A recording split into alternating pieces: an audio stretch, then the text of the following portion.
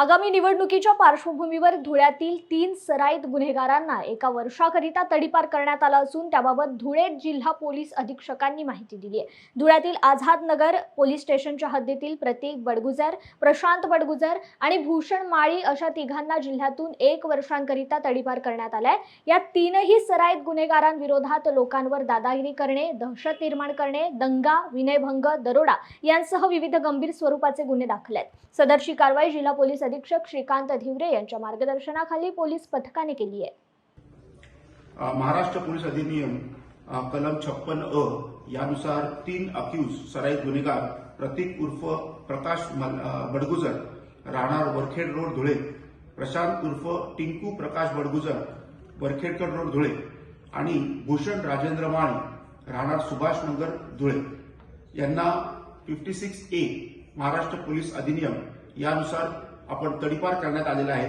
आणि त्यांना संबंधित जिल्ह्याच्या आस्थापनेच्या बाहेर देखील आपण त्यांना सोडण्यात आलेला आहे। याप्रमाणे ही कारवाई करण्यात आली आहे।